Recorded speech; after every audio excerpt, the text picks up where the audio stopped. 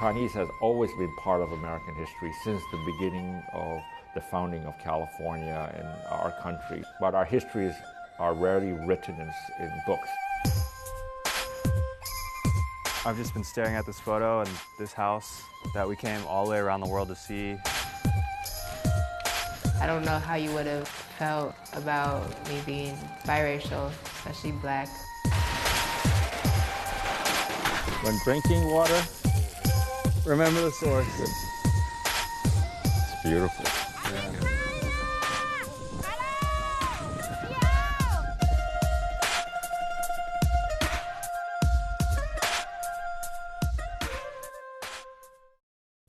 Hi, my name is Nathan Fong. I live in San Francisco, California, and I'm a photographer.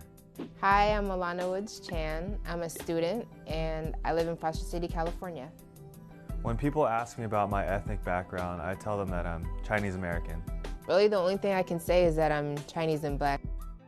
My parents were born in Texas, and I was also born in Texas, but my grandparents came from China.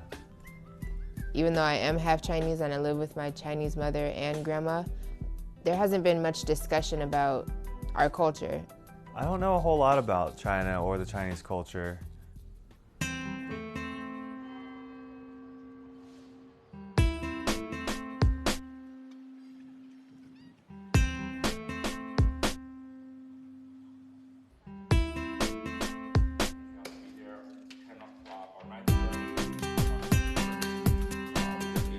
Al has been an incredible mentor to me. He's helped me kind of realize that being Chinese American is something I could be proud of.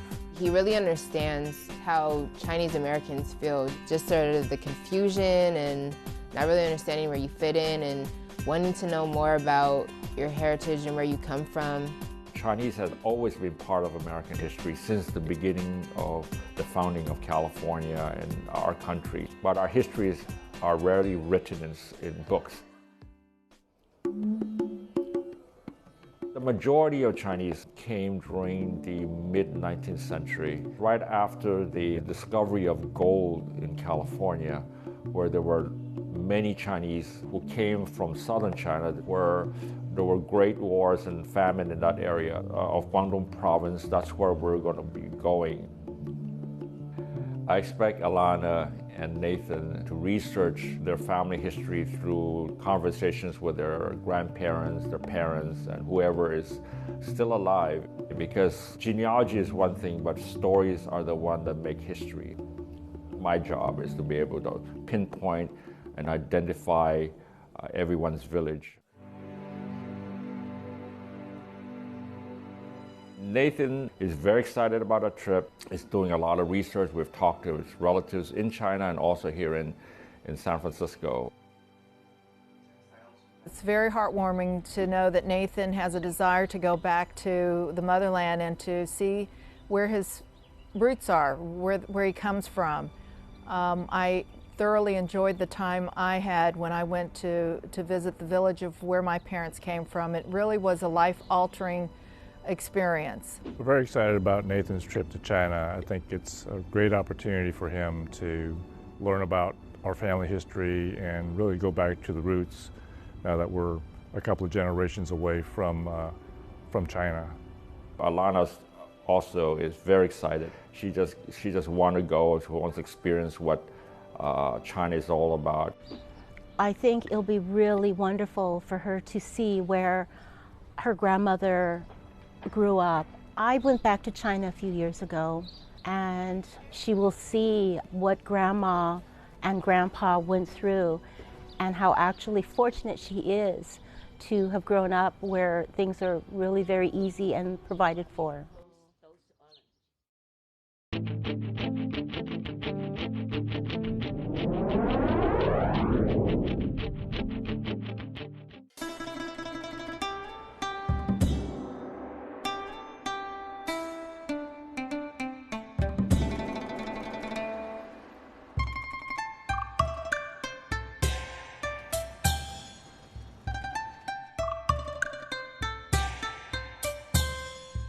Today was our first day in Guangzhou, and it's a very huge, beautiful city, much more modern than I expected it to be. It was an amazing day.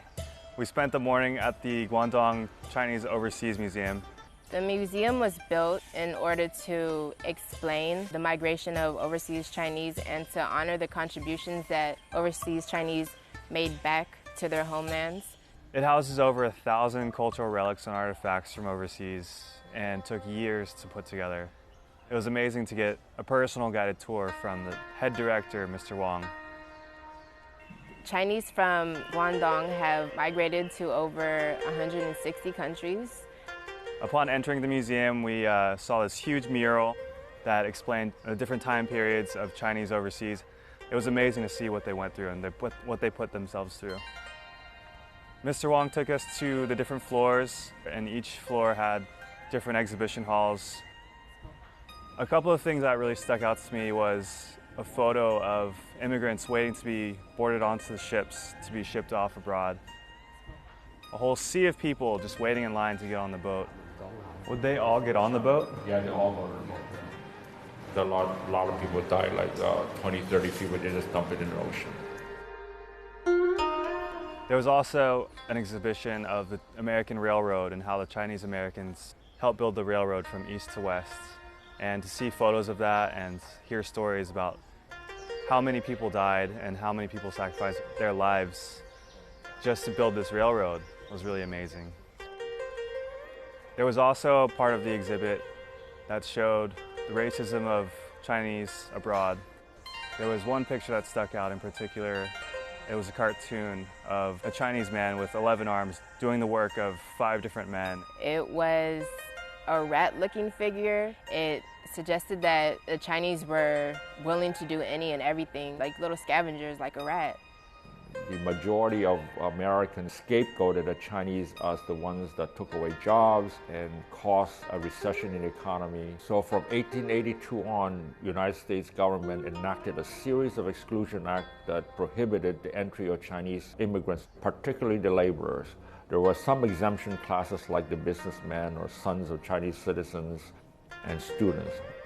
The Chinese did not give up, and some of them also used names of other people. So we have also Chinese under what we call paper names, which were Chinese immigrants who bought names to ensure a spot in the U.S., which my grandpa actually did. He was a paper son. I was really moved by the part of the exhibition that showed Angel Island. Angel Island Immigration Center was formed in the late 19th century to be the entry port for immigrants coming in the West Coast. Sometimes Chinese had to wait at Angel Island for up to 5 years. It was basically a prison for many people, and quite a few had committed suicide in the barracks. It was a bitter part of the history, but because of Angel Island, we are also able to recover a lot of the interrogative files, these family files that the official kept. I went to the National Archives and saw documents from my grandfather coming through Angel Island and saw their interrogation papers and even the map of the village that he drew out. And they interrogated his father and had to make sure the stories matched and everything. Looking at these pictures, it's really amazing to just visualize and see what the living conditions were like. It's emotional for me to realize that my grandfather went through this whole process and what he had to go through for the few months that he was on the island. Today's day 2 in Guangzhou. What another incredible day. We came here to the Chen Clan Academy, which is a family temple and also considered a scholar's temple. It was built by 79 different Chen families in 1888 and took 7 years to complete. It's called an academy because the Chen family held education very highly. Its purpose was to provide a meeting place for people with the surname Chen, but now it is open as a museum for the public to come and view. The first thing you see is the roof and all the really intricate carvings. We got a personal tour from the director of PR, Nikki, and she took us through and taught us so many different things. We learned that there's 7 different types of mediums of art within the academy. There are carvings from stone, wood, lime, iron, and brick, and also colored paintings as well as ceramic sculptures. One really cool thing that I saw was angels right next to a bell. The angels are, of course, from the Bible. And what it represented was a bridge between Eastern and Western culture. Nikki also taught us about the Chinese Cultural Revolution, and this place was almost destroyed and almost brought down to nothing. That would have been a huge loss. Thanks to restoration and few replications, it still remains. Since I am a Chan, it's very probable that my ancestors came here to pay worship and invest into this academy. It's really cool being here because my grandmother, her maiden name is Chen. I can only imagine my ancestors from who knows when coming here and actually visiting the hall. And it's really neat to think that I'm standing in the same place where they stood. I'm very pleased that Nathan, Alana, and I are now in Guangdong. This gives us an opportunity to acquaint ourselves with the city and the culture of southern China. At the same time, I'm really worried about finding Nathan's grandfather's village. All I have is a photograph of his grandfather's ancestral home. It's very important for me to locate this. It means a lot to Nathan.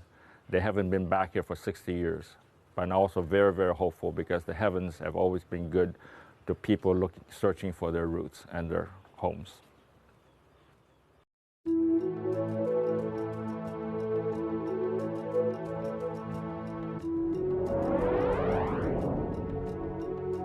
I'd like to introduce you to a very, very good friend of mine, Becky Yang. And she has graciously agreed to help us search for your village. Tell me what you know about the house. What did your grandmother tell you about the house? My great-grandfather built this house with money he made in the United States. He was a service boy for a family in San Francisco. The house looks really nice. My grandfather was also born there and lived there until he was 14. My grandfather last visited after he was discharged from the Army in 1947. 47. And there's a story that he went back with $2,000 that his father had given him to go get married in China. He was actually set up with my grandmother. She was 18 at the time, he was 24. I know my grandmother and grandfather lived in that house for about 6 months after they got married. So they came back in the United States in 1948. Yeah. Have they been back? Anybody been back to the village since? No one from my immediate family that I know of. My grandmother hasn't even been back. So why do you want to do this? Why do you want to search for your roots? I don't feel like I knew my grandfather very well, so I want to learn more about who that man was. How old were you when your grandfather passed? I was 11 years old. What do you want to tell your grandfather if you were alive today? That I'm really happy for the sacrifices he made. That okay. Get it out. That I wish I would have spent more time to get to know him.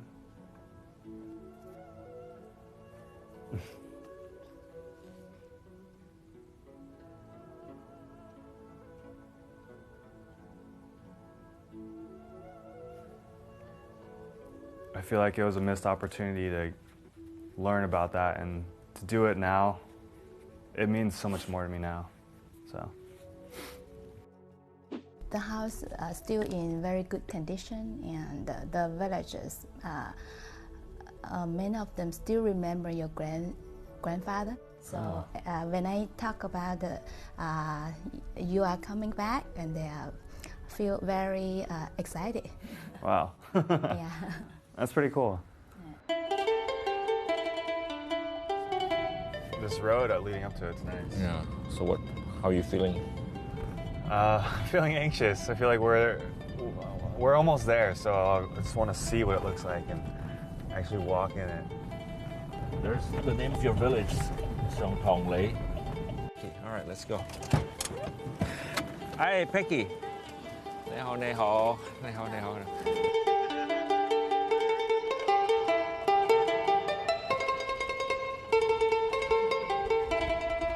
Coming here, I had no idea if anybody I was related to even lived here anymore. So being able to meet my grandfather's cousin was kind of a treat. It was an unexpected treat.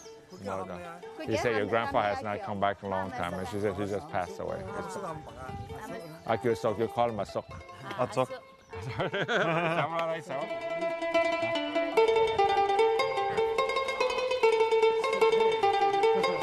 Well, we walked up to the back of the house. It just seemed like any other house. It was just a cement block. When I came around to the side to actually see the front of the house, I was kind of in awe. I've just been staring at this photo and this house that we came all the way around the world to see. It was amazing that we were actually here and able to find it.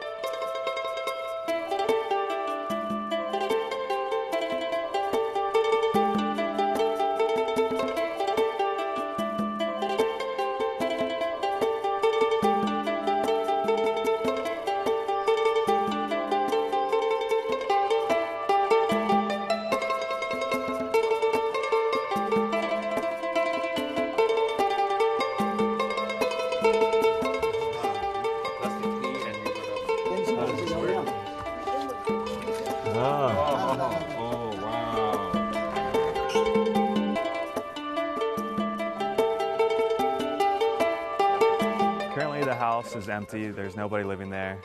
It's used for storage and there's a few chickens in a room out there locked up, but no one's living in the house.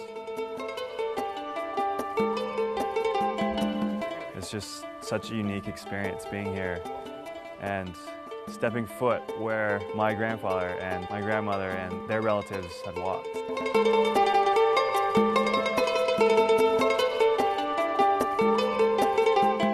We gave an offering which started out with incense, and we burned it and placed it in various places around the house and also on the altar. I poured wine on the floor and I burned symbolic paper money, which represents wealth to your ancestors in the heavens.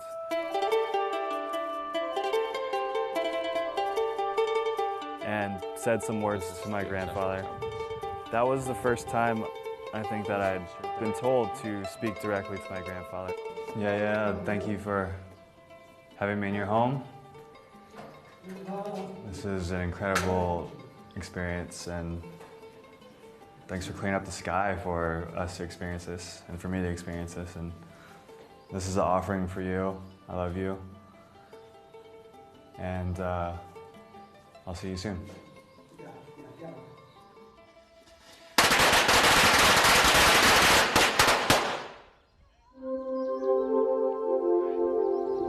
It's such a beautiful day. Yeah. The sun. It's supposed to rain.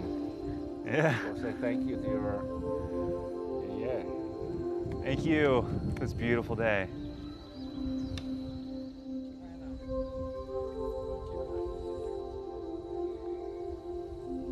I knew it would be emotional coming here and that things would be pretty overwhelming, but I didn't expect for myself to feel the way I did. Proud of you. Thank you, Al. Oh, happy that I could take you here. I was happy that I could take you here.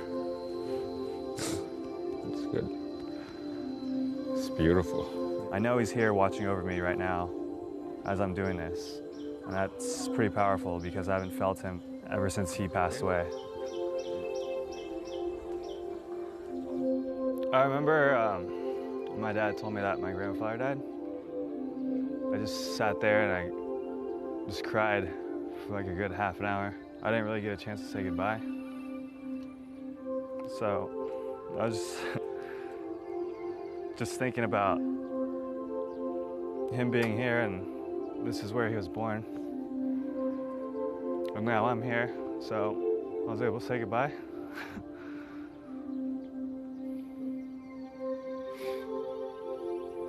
What did you tell him? So even though I didn't really know him that well, it means a lot that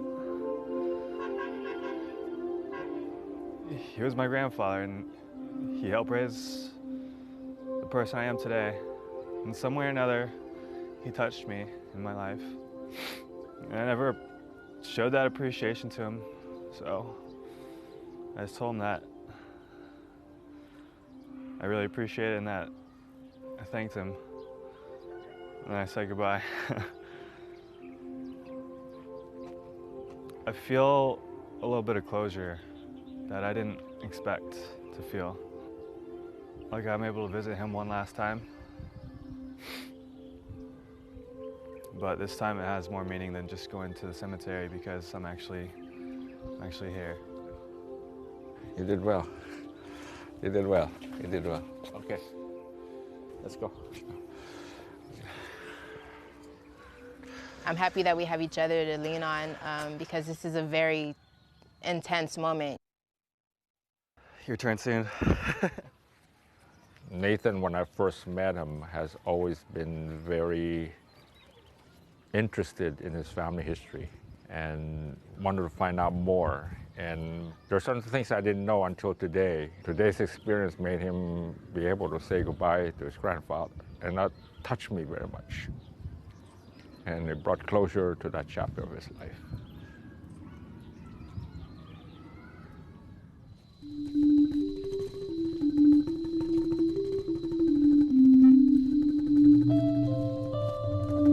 We walked outside through the rice fields and saw all types of other vegetation that the villagers grow and they eat.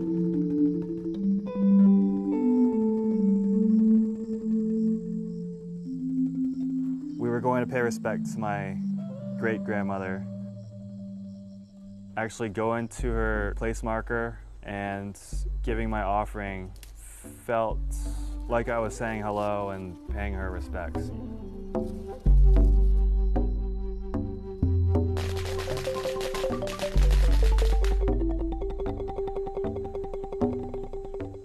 Because I was doing that, I felt like she was watching over me and grateful that I did that.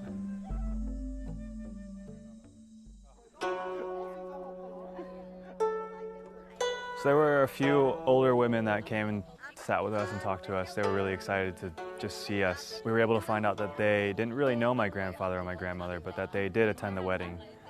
They were from villages nearby or from within the village, and they said it was a nice wedding. There was a tent, there was a big banquet. My grandfather's 80-year-old cousin told me that when my grandfather was discharged from the army, he came back here to get married and was very kind to give him 2 ballpoint pens and his boots and an umbrella. And he was still grateful for it to this day. He must have meant a lot to that man, and I can't thank him enough for just sharing that experience with me. Everybody here has been amazing, and I feel so grateful that everyone's so willing to help out my search for my roots. And to share that experience with everyone is really special.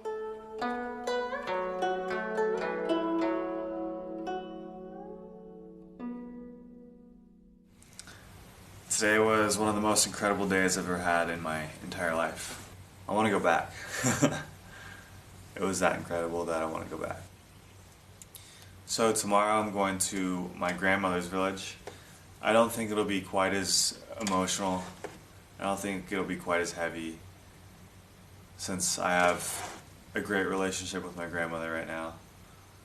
But I do think it'll give me a new sense of appreciation of her. That's for sure.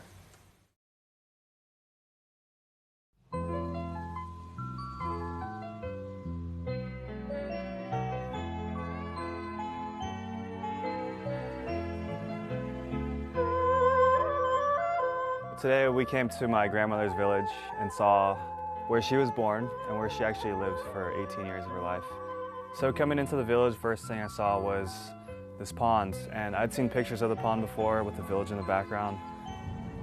This all looks very familiar, just like the photos, yeah. And I felt immediate connection to it, that I just knew where I was, and I completely recognized it. I think we're here, Zhongqun. All right. I came here with a photo of my grand uncle, his wife, and their daughter-in-law. And my grandmother told me that she didn't even know if my granduncle was still alive. But he was actually able to understand who I was in relation to my grandmother and accepted us into his home and showed us around. Go home. Go home, go home.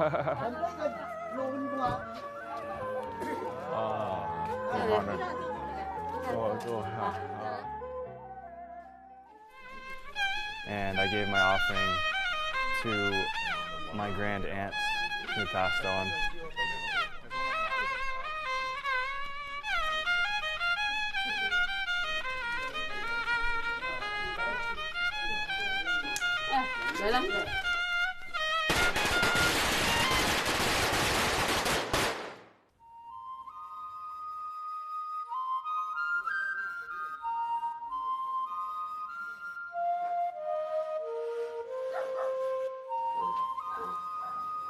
This is so cool. We're in the room where my grandmother was born, and there's all these old pots and jugs. There's an old shipping crate that is labeled San Francisco, and it's a two-room little area made of brick, and the roof has collapsed over time. There's tons of overgrown vegetation and a lot of spider webs everywhere. It's amazing being in this room. This old floor. So this is an old gate. It's very popular in this area of China. It goes from this side and locks into these holes right here. And the purpose of it is to just allow for an extra layer of protection when the doors are closed and the gate's closed. And also if it's hot, you can close the gate but leave the doors open and allow a draft to come. It's really cool to see this, especially in the house that my grandmother was born in.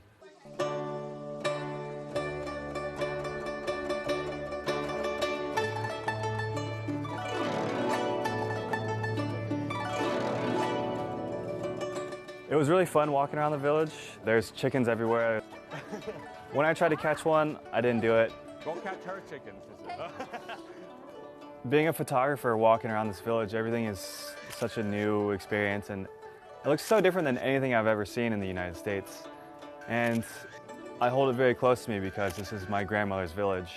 So I was snapping away at everything. There's alleyways. Some are 3 feet wide, some are a little bit wider. It makes for some really cool pictures. We went to the village well to gather some of that water to bring back to the States. So as you can see, it's in this is a traditional Chinese well in the southern China. It's square in the outside, it's round inside with bricks lined. And the Chinese character for well, it looks like a tic-tac-toe. So you know what it means, so that's why it's square. Doesn't it feel good? Oh, that feels amazing. Yeah, I told you. Put your head down. Okay. It's good. Down. It's good. Right, it's good for you. It's good. Feel good? That's the best water, well water. So that's how your grandparents, your grandmother used to bathe in this and wash their clothes. See? Yeah. Your feet look hot. How about we get yours? I'm fine. No. We'll just dump it. We're gonna get some water for you. It's not tied. Oh, it is tied.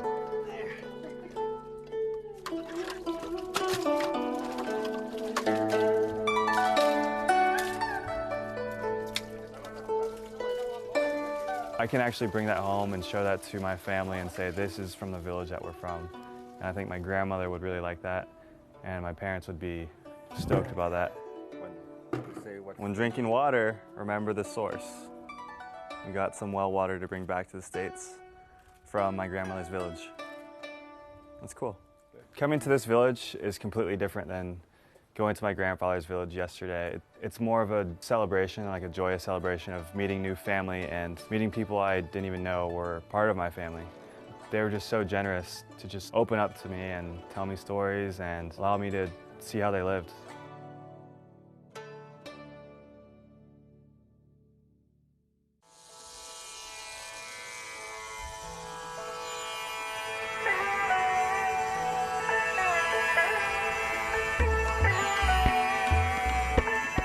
Our visit in Kaiping has been extremely rewarding and so exciting, and today was no different. We stayed in Kaiping and went to Zhulichun, which is a collection of diaolous.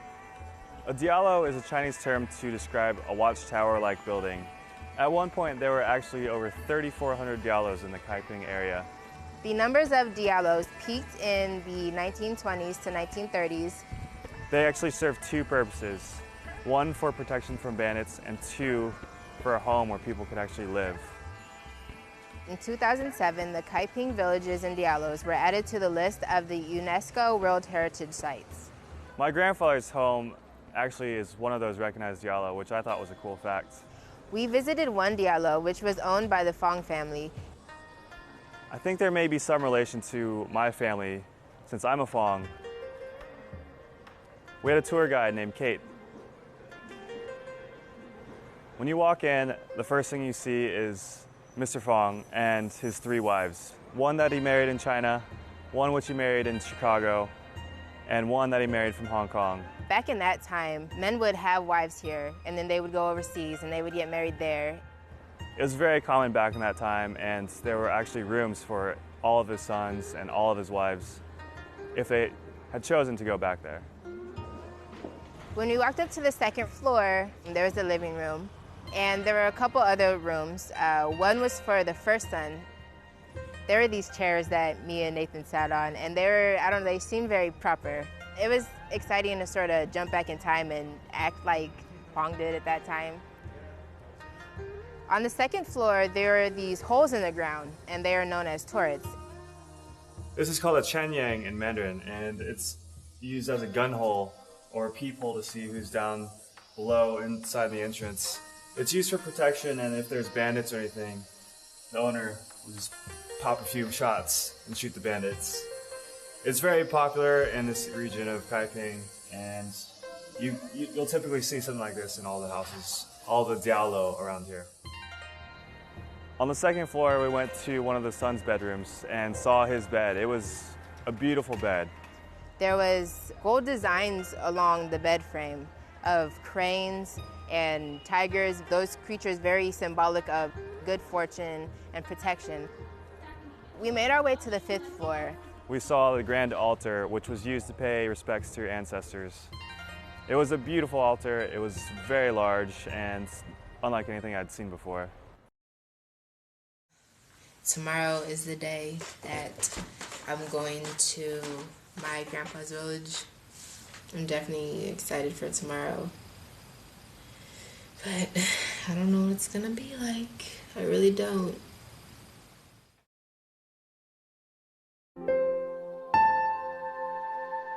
Tell us again why you want to do this. Why do you want to search for your roots? Definitely growing up, even though I was raised by my Chinese mom, there was no connection to the Chinese culture. Were you ever ashamed of being Chinese?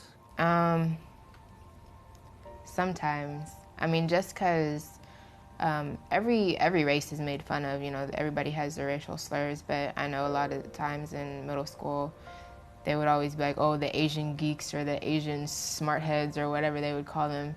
And I mean, I should have been like, I'm Asian, but I'm not a geek or whatever. You shouldn't generalize or categorize. But I don't know. I just the pressure from other people and just how they viewed people. I guess it sort of got to me. So I sort of just like put that in the corner and just sort of continued to identify with my black side, which I'm a little ashamed of, actually. Your black side? No, just that I didn't stick up for my Chinese side. Why would you be ashamed of it? Because I'm Chinese.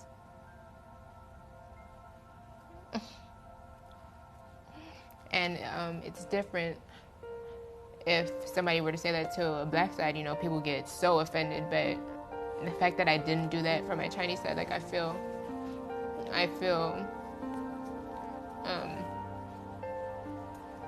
thank you, like I'm dishonoring my family.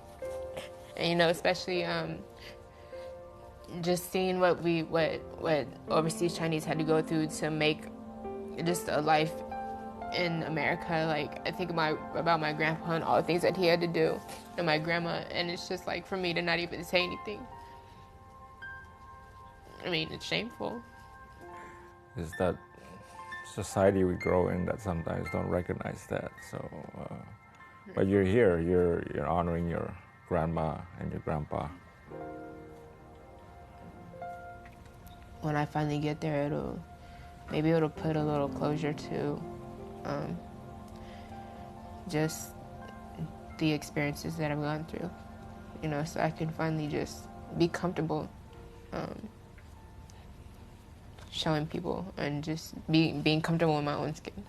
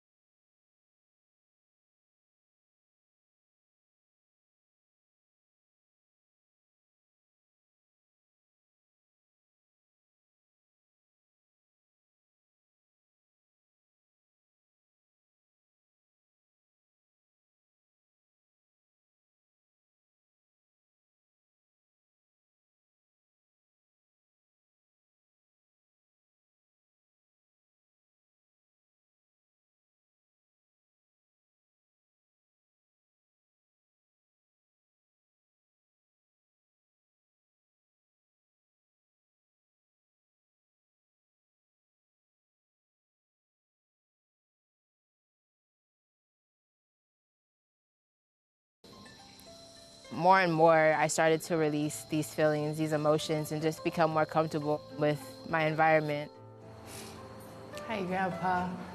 I know we never got a chance to meet, and I know that I don't know how you would have felt about me being biracial, especially black, but I heard stories about when you first held Neil and you were so excited, you were so proud, and I really think that you would be proud of me.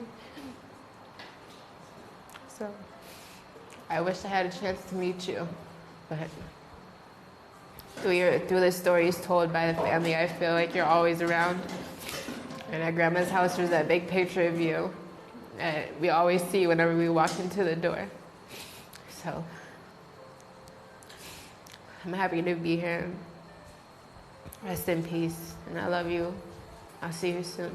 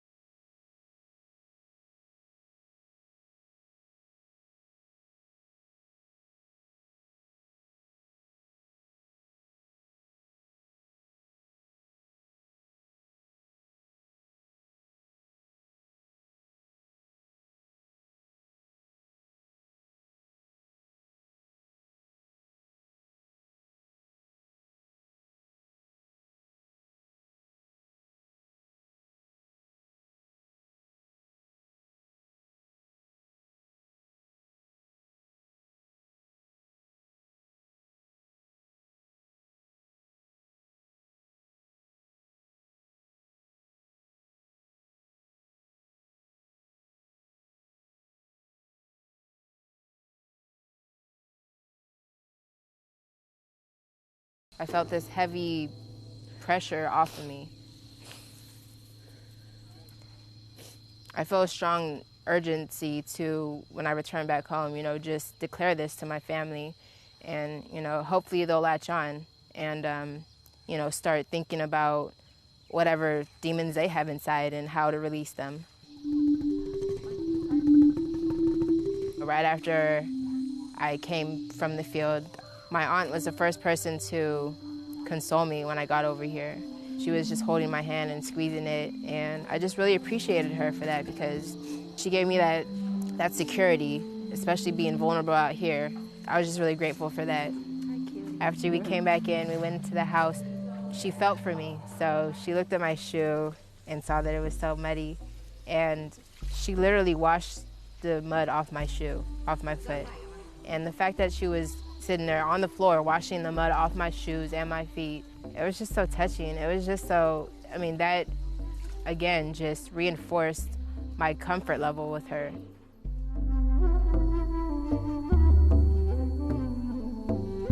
Then we went to my great-grandpa's grave to pay respects, and honestly, I didn't even know he was buried here.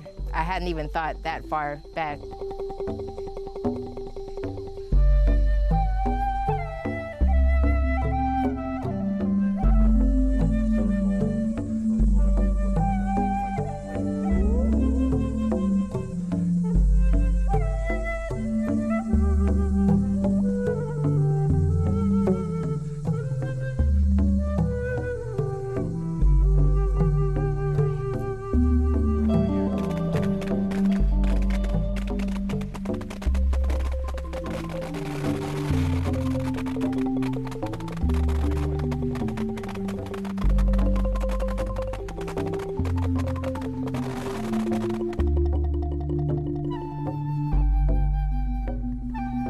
happy that I paid respects to him because I acknowledged him.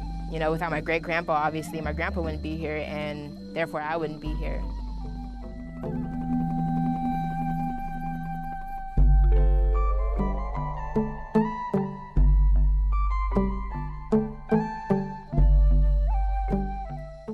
Overall, today was just a really great day. Spiritually, mentally, everything. I felt it just fell into place. I feel more free, and I feel like I'm getting a fresh start and a new perspective on life.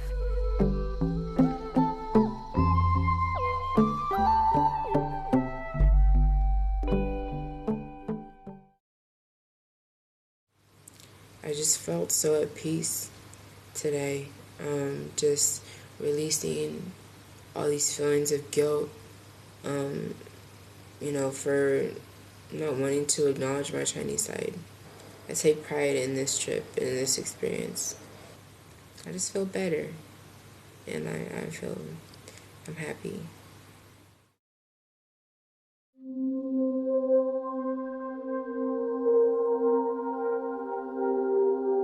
So right now I am walking in one of the pathways in my grandmother's village, and firstly, it's such a blessing to be here.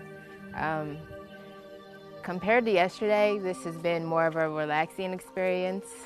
It wasn't so emotionally charged as yesterday, and I felt very calm today. And just the drive here was just beautiful. The sun was shining, and the water was just glistening. We drove past this big pond, and there's so many houses lined up.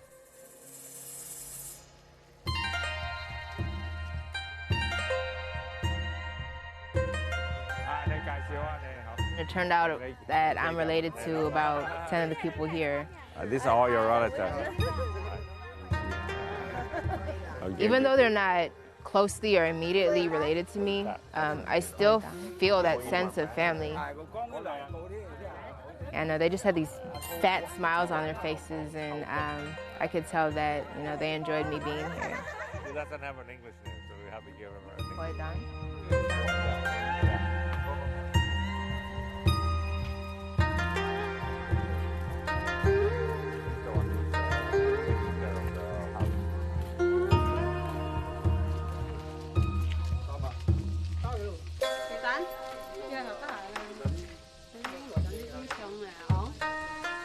I walked up, and there was one door.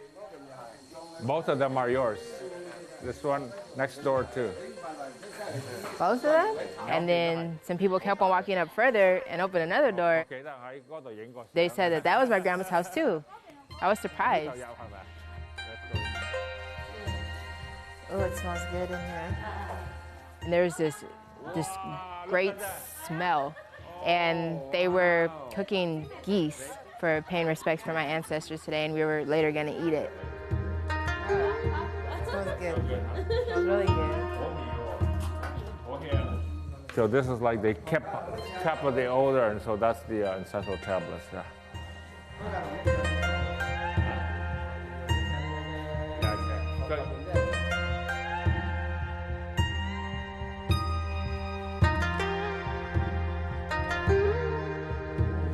Great-grandfather was here and your grandmother was born. When I walked into the second home, they have this great collage of just family pictures. There's me, my sister, and my cousin Ricky. And this is my Uncle Tony's dad, my grand uncle. That's crazy. This is my brother, Neil, and my sister, and me, and my mom. I didn't know what was going to be in the house, but I definitely didn't expect that. I didn't even really know that they knew about us. But, oh, wow. I got to show everybody my family, and I just felt so great, you know, just showing off my family and being in my grandma's home. I actually got to check out my genealogy book from the Cheng family. I know it has about 900 years of history. I found out that I am the 28th generation of this village. My grandma's the 26th. You and I are related because I'm also a Chen. Me and my mentor, Al, we're related somehow. We came from the same family, the same ancestors, but sometime we branched off and our people went their different ways. And this is all your Enping relatives. That's so heavy.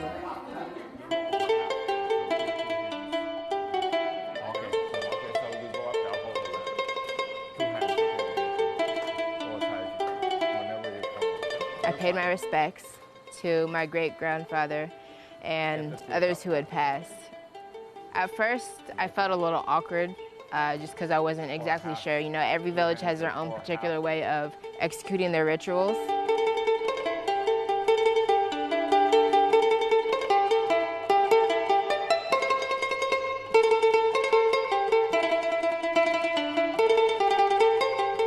When I was pouring the wine, I had to pour a little bit in each, and then when I got to the fifth one, pour more and then come back down.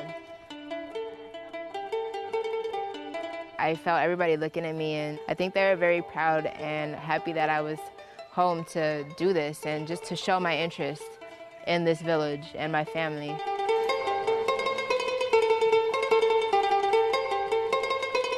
Oh, this one, yeah, that one. Get a piece of pork right here. I got into the flow of things and I felt more comfortable.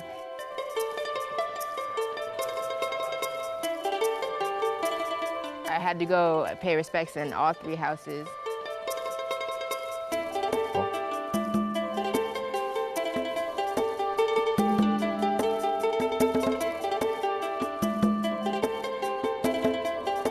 So after I paid my respects, we got to eat the geese.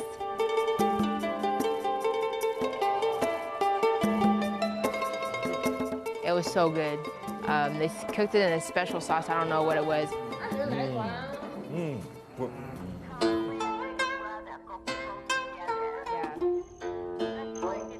I actually got to call my grandma with some of the relatives. But guess what? Yeah. I'm Chinese. I know that. Okay. My own issue of not accepting myself as being Chinese wasn't an issue for her. You know, she already knew that I was Chinese, and I feel that when I get back, since this has been such a great experience, a life-altering experience, I feel that I'll be able to talk to her freely and not feel, you know, insecure. I'm sitting here with two of the relatives. Why?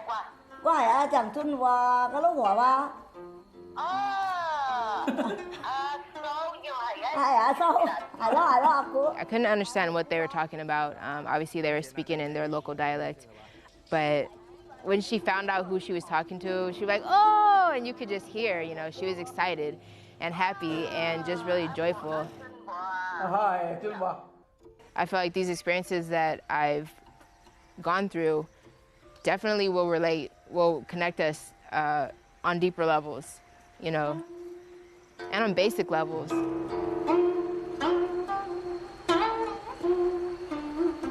One other ritual that I performed was Hong Sam. I think it translates to walk the mountain. And that's what I did to pay respect to my ancestors. On the mountain lay my granduncle, my great-grandfather, and my great-great-grandfather right next to each other, overlooking a beautiful scene.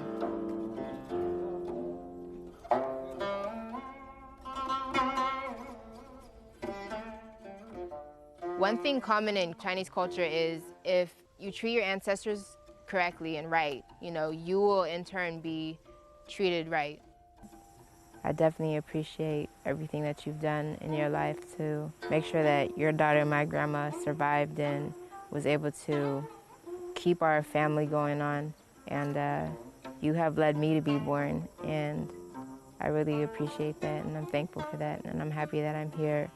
Even though I didn't even really think about you, I didn't even think this far.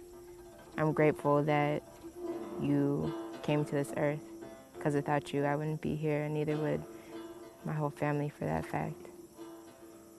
So thank you.